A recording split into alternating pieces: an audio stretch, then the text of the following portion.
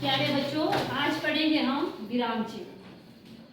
विराम चिन्ह, विराम का अर्थ होता है रुकना या ठहराव। विराम चिन्ह भाषा को स्पष्ट, शुद्ध और अर्थपूर्ण बनाने के लिए जिन चिन्हों का प्रयोग किया जाता है उन्हें विराम चिन्ह कहते हैं।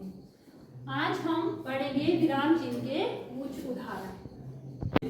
पूर्ण विराम वाक्य के अंत में जो ठहराव को दर्शाता है उसे पूर्ण विराम कहते हैं। उदाहरण के लिए, राम पुस्तक पढ़ता है। विराम चिन्ह का दूसरा उदाहरण है अल्प विराम। वाक्य में सबसे कम समय के लिए रुकने पर इस चिन्ह का प्रयोग किया जाता है। उदाहरण के लिए, राम, श्याम और मोहन खेल रहे हैं। चिन्ह का तीसरा उदाहरण है प्रश्नसूचक चिन्ह। किसी से प्रश्न पूछने वाले वाक्य के अंत में इस चिन्ह का प्रयोग होता है।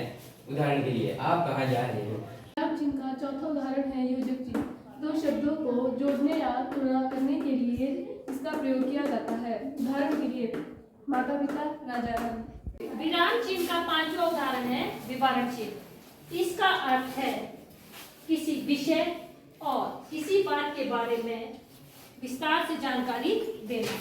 उदाहरण, वचन दो प्रकार के होते हैं, एक वचन, बहुवचन।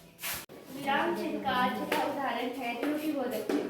किसी वाक्य को लिखते समय कोई शब्द छूट जाए तो उस छूटे हुए स्थान पर नीचे त्रुटिबोधक चिन्ह लगाकर छूटे हुए शब्द को ऊपर लिख दिया जाता है। उदाहरण, आम फलों राजा है, गलत वाक्य। त्रुटिबोधक चिन्ह के साथ आम फलों का राजा है, सही वाक्य। विराम चिन्ह का सातवां उदाहरण है लाघव चिन्ह। किसी बड़े शब्द को संक्षेप रूप में लिखने के लिए लाघव चिन्ह का प्रयोग किया जाता है।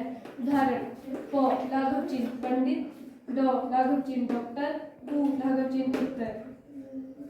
विराम चिन्ह का आठवां उदाहरण है विस्मयादिबोधक चिन्ह। इसका प्रयोग खुशी, दुख, घृणा, आश्चर्य, संबोधन आदि मनोभावों को प्रकट करने के लिए किया जाता है। उदाहरण, वाह क्या सुंदर दृश्य है, हे ईश्वर मेरी रक्षा करो।